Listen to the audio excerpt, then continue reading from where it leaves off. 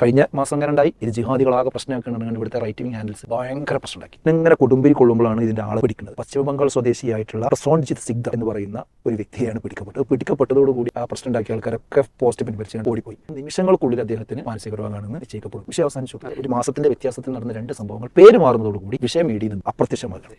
US-ൽ നിന്ന് കൊണ്ടുവരുന്നതുമായി ബന്ധപ്പെട്ടുകൊണ്ടുണ്ടായിട്ടുള്ള വളരെ വേദനിപ്പിക്കുന്ന ചിത്രങ്ങൾ അത് വീണ്ടും വീണ്ടും കളിയാക്കുന്ന രൂപത്തിൽ അമേരിക്ക തന്നെ പബ്ലിഷ് ചെയ്യുന്നു. ഞാനിങ്ങനെ ആലോചിക്കും, അതങ്ങനെ സൗദി അറേബ്യയിൽ നിന്നാണെങ്കിൽ കൊല്ലം ജില്ലയിലെ കുണ്ടറ എന്ന് പറയുന്ന സ്ഥലത്തിനടുത്ത് ഒരു റെയിൽവേ ട്രാക്കിൽ 2 യുവാക്കൾ ഒരു ടെലിഫോൺ പോസ്റ്റ് ട്രെയിൻ പാസ് ചെയ്യുന്നതിന് മുൻപ് അവിടെ ക്രോസ് ചെയ്ത് വെക്കുന്നു. അത് പിന്നീട് അട്ടിമറിയാണ് എന്ന് പോലീസിൻ്റെ കണ്ടെത്തലൊക്കെ ഉണ്ടായ ഒരു സംഭവം നമ്മൾ അറിഞ്ഞതാണ്. എന്നാൽ ഈ ഒരു വിഷയത്തിൻ്റെ ഗൗരവം ഉൾക്കൊണ്ടുകൊണ്ട് അത് മീഡിയകളിൽ പലപ്പോഴും ചർച്ചയ്ക്ക് വന്നില്ല എന്നത് നാം കാണുകയാണ്.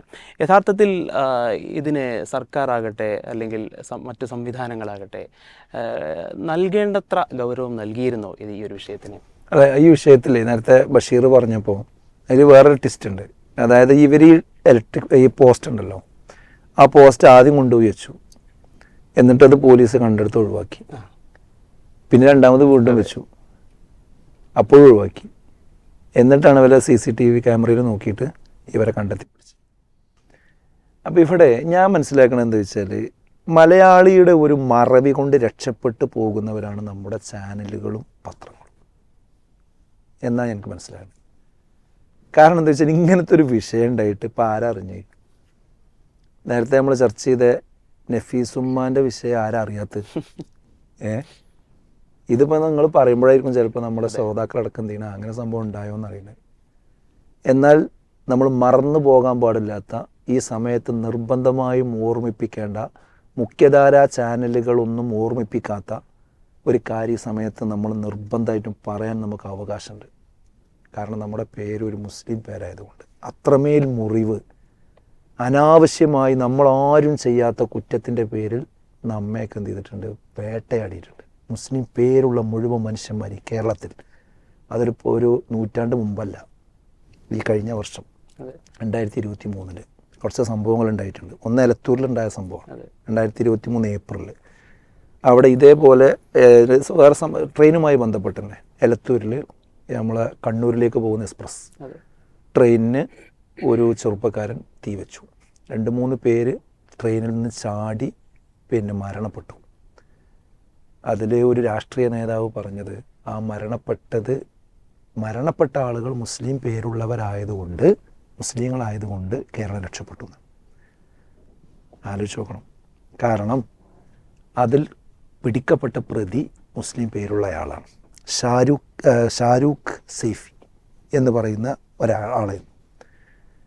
അപ്പോൾ അദ്ദേഹം തീവെക്കും ചെയ്യുക, എന്നിട്ട് പിന്നെ കൊല്ലപ്പെട്ടത് വേറൊരു വിഭാഗത്തിൽപ്പെട്ടവരും കൂടി ആണെങ്കിൽ കേരളം കത്തുമായിരുന്നു എന്ന് ഒരു പ്രമുഖ രാഷ്ട്രീയ പാർട്ടിയുടെ പ്രമുഖനായ വ്യക്തിക്ക് തോന്നുന്നുവെങ്കിൽ ഈ കേരളത്തിലുള്ള കാലാവസ്ഥക്ക് കാര്യമായ കുഴപ്പമുണ്ടല്ലോ. അപ്പോഴേക്ക് ആകെ ഇവിടെ പ്രശ്നം ഉണ്ടാകുക എന്ന് പറഞ്ഞാൽ, എന്നാൽ നേരെ പേര് മാറിയ പ്രശ്നം ഉണ്ടാവില്ല. ആരാ ഈ ക്ലൈമറ്റ് ഇവിടെ ഉണ്ടാക്കിയത്? ഇതിനാണ് ഇസ്ലാമോഫോബിയ എന്ന് പറയാം. ഞാനൊരിക്കലും മനസ്സിലാകത്തുണ്ടെങ്കിൽ എന്ത് ചെയ്യണം, അതിന് പഠിക്കണത്. അപ്പോൾ ഇദ്ദേഹം പിടിക്കപ്പെട്ടപ്പോൾ അന്ന് പറഞ്ഞാൽ എന്താ, അതാണ് ഇപ്പോൾ ഓർക്കേണ്ടത്. ഈ എലമെൻ്റൊക്കെ അവിടെ ഉണ്ട്, ട്രെയിനുണ്ട്, എല്ലാം ഉണ്ട്. അന്ന് ഇത് ജിഹാദി പ്രവർത്തനമാണെന്നാണ് പിന്നെ നമ്മുടെ DGP വന്നിട്ട് സമൂഹത്തോട് പറഞ്ഞത്. അതേപോലെ തന്നെ ഇദ്ദേഹം വരുന്ന സ്ഥലം ഷഹീൻ ബാഗാണ്, അത് തീവ്രവാദികളുടെ സ്ഥലമാണെന്നുള്ള. ഇദ്ദേഹത്തിൻ്റെ പിന്നെ അദ്ദേഹം കേൾക്കുന്നത് സാക്കിർ നായിക്കിനെയാണ്. ഇദ്ദേഹം ഇസ്ലാമിക ആശയങ്ങൾ എന്ത് ചെയ്തിട്ടുണ്ട്, റാഡിക്കലൈസ് ചെയ്യപ്പെട്ടിട്ടുണ്ട്. അതേപോലെ തന്നെ അദ്ദേഹത്തിന് പാകിസ്ഥാൻ ബന്ധമുണ്ട്. ഇങ്ങനെ പറയാത്തതൊന്നുമില്ല. എന്നിട്ട് ആ നിലക്കുള്ള ഒരു സംഭവമാക്കിയിട്ട് എത്ര സമയമാണ് എയറിലത് ചർച്ച ചെയ്തത്, നമ്മളൊന്ന് ആലോചിച്ച് നോക്കണം. ഇതേപോലെ തന്നെ ഇതേ ട്രെയിന് തൊട്ടടുത്ത ജൂൺ മാസം, ഇത് ഏപ്രിലാണ് നടന്നത്, മറ്റേത് ജൂണിലാണ് നടന്നത്. അത് കണ്ണൂരിൽ നിർത്തിയിട്ട സമയത്ത് എന്ത് ചെയ്തു, അവിടെ അതേ ബോഗിക്ക് വേറൊരു ബോഗിക്ക് തീ കൊടുത്തു. അത് തീ കൊടുത്തപ്പോഴും ഇതേ വിഷയം ഉയർത്തിക്കൊണ്ടുവന്നു. കഴിഞ്ഞ മാസം ഉണ്ടായി ഇത് ജിഹാദികളാകെ പ്രശ്നമാക്കണമെന്ന് ഇവിടുത്തെ റൈറ്റിംഗ് ഹാൻഡിൽസ് എന്ത് ചെയ്തു, ഭയങ്കര പ്രശ്നം ഉണ്ടാക്കി. ആ പ്രശ്നം ഇങ്ങനെ കൊടുമ്പിരി കൊള്ളുമ്പോഴാണ് ഇതിൻ്റെ ആളെന്ത് ചെയ്യുന്നത്, പിടിക്കുന്നത്. അപ്പോൾ പശ്ചിമ ബംഗാൾ സ്വദേശിയായിട്ടുള്ള പ്രസോൺജിത് സിഗ്ദർ എന്ന് പറയുന്ന ഒരു വ്യക്തിയെയാണ് പിടിക്കപ്പെട്ടത്. പിടിക്കപ്പെട്ടതോടുകൂടി ആ പ്രശ്നം ഉണ്ടാക്കിയ ആൾക്കാരൊക്കെ പോസ്റ്റ് പിൻവലിച്ച് കണ്ട് എന്ത് ചെയ്തു, ഓടിപ്പോയി. പിന്നെ പിടിച്ച നിമിഷങ്ങൾക്കുള്ളിൽ അദ്ദേഹത്തിന് മാനസിക രോഗമാണെന്ന് നിശ്ചയിക്കപ്പെടുന്നു. വിഷയം അവസാനിച്ചു. അപ്പോൾ ഒരേ ട്രെയിനിൽ നിന്ന് 2 മാസം, 1 മാസത്തിൻ്റെ വ്യത്യാസത്തിൽ നടന്ന 2 സംഭവങ്ങൾ പേര് മാറുന്നതോടുകൂടി വിഷയം മീഡിയയിൽ നിന്ന് എന്ത് ചെയ്യാണ്, അപ്രത്യക്ഷമാകുകയാണ്. കഴിഞ്ഞില്ല, അതേ വർഷത്തെ തന്നെ കളമശ്ശേരിയിൽ യഹോവ സാക്ഷികളുടെ കൺവെൻഷൻ നടക്കുകയാണ്. ആ കൺവെൻഷൻ നടക്കുമ്പോഴാണ് അവിടെ പെട്ടെന്ന് സ്ഫോടനം ഉണ്ടാകുന്നത്. അവിടെ 8 പേരും 8 പേര് ചെറിയ കാര്യമല്ല, കൊല്ലപ്പെട്ടു.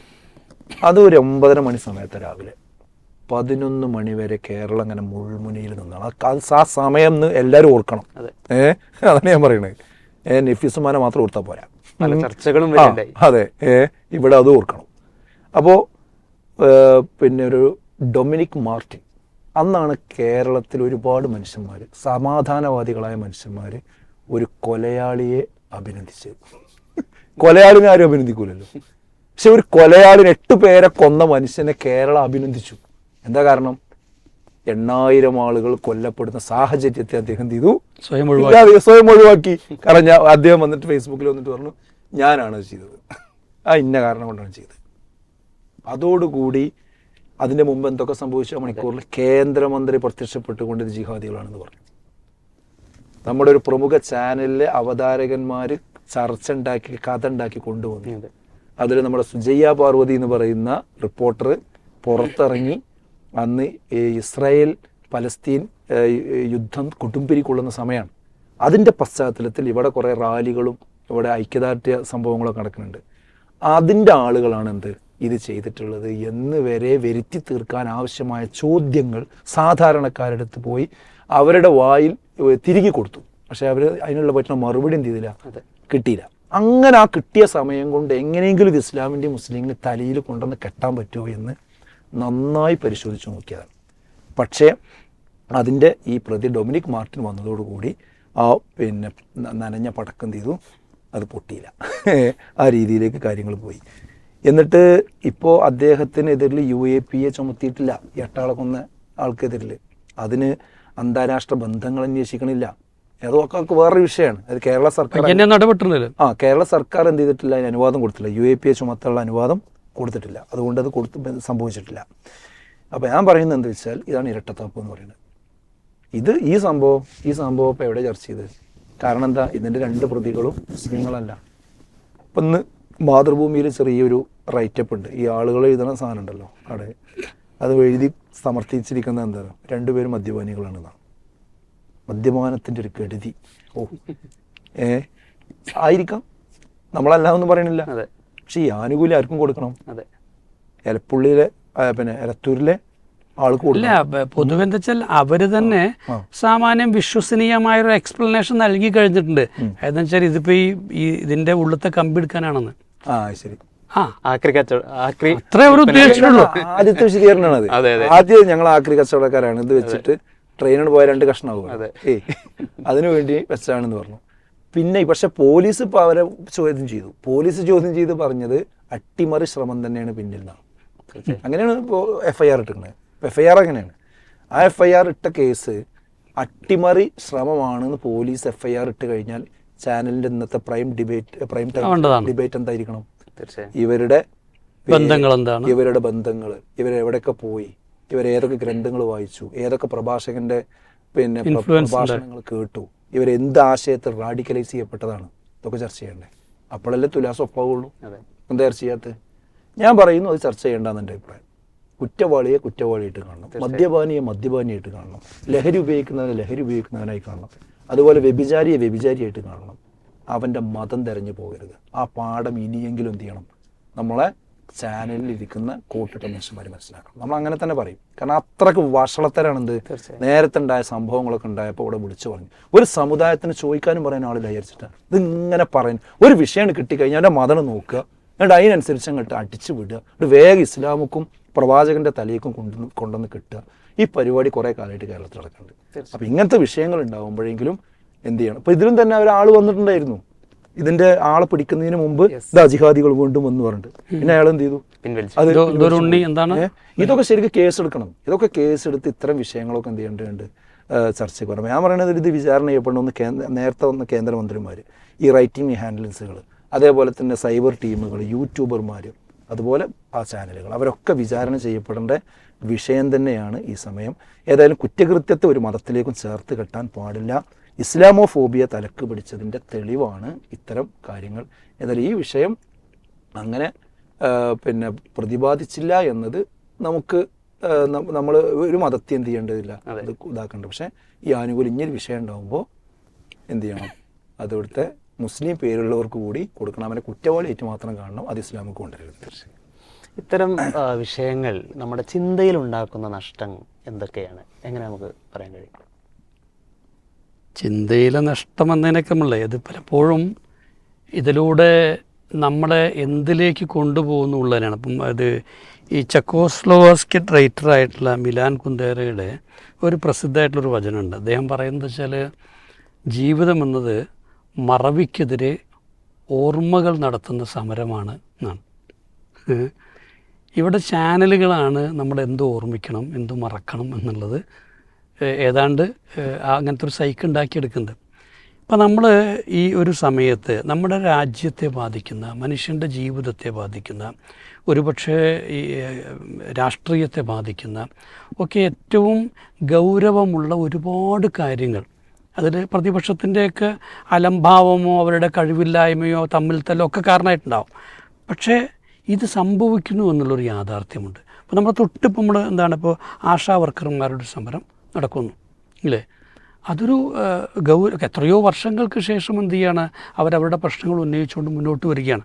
അതിനെതിരെ കൊണ്ടുവരുമ്പോൾ എന്ത് ചെയ്യുന്നു, അതിനെ ഡിഫെൻഡ് ചെയ്യാൻ വേണ്ടിയിട്ട് ഉള്ള പിന്നെ ഒരു മെക്കാനിസം ഒരു ഭാഗത്ത് വർക്ക് ചെയ്യുന്നു. അതിനെ ഒരു നല്ല താല്പര്യത്തോടെ സമീപിക്കാൻ പോലും കഴിയുന്നില്ല. നമ്മൾ നോക്കിയപ്പോൾ BJPയുടെ കുറിച്ചുള്ള കമ്മ്യൂണിസ്റ്റ് പാർട്ടിയുടെ നയനിലപാട് മാറ്റി എന്നാണ്.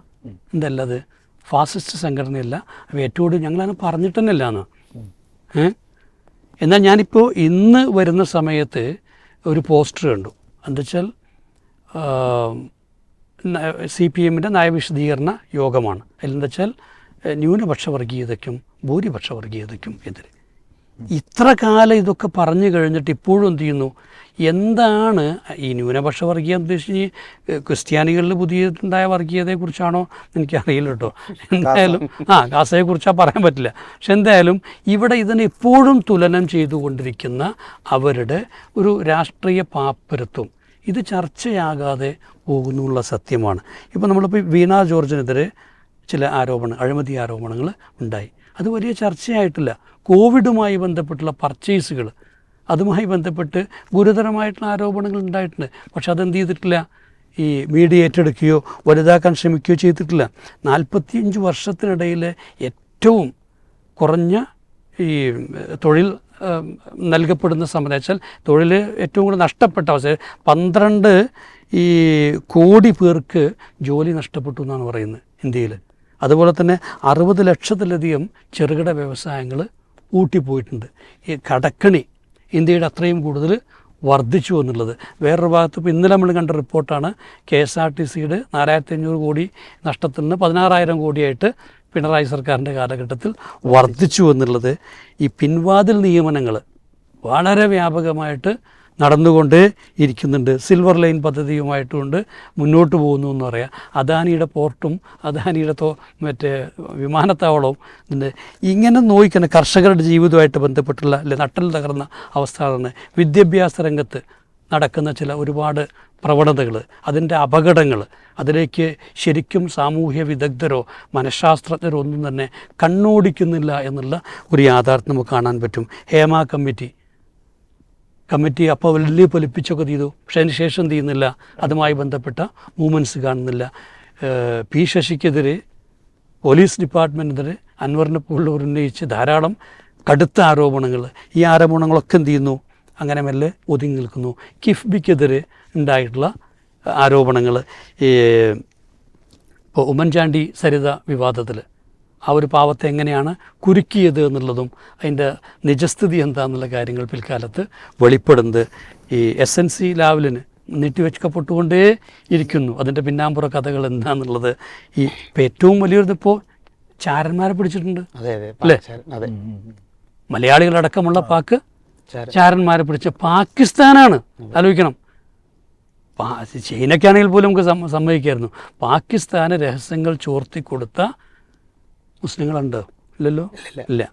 ഉറപ്പിച്ചില്ലേ എന്നാണ് ആ രീതിയിലുള്ളതുകൾ.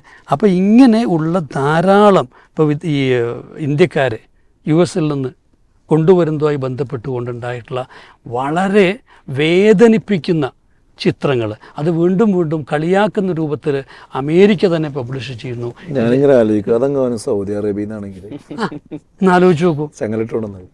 അതെ അതെ.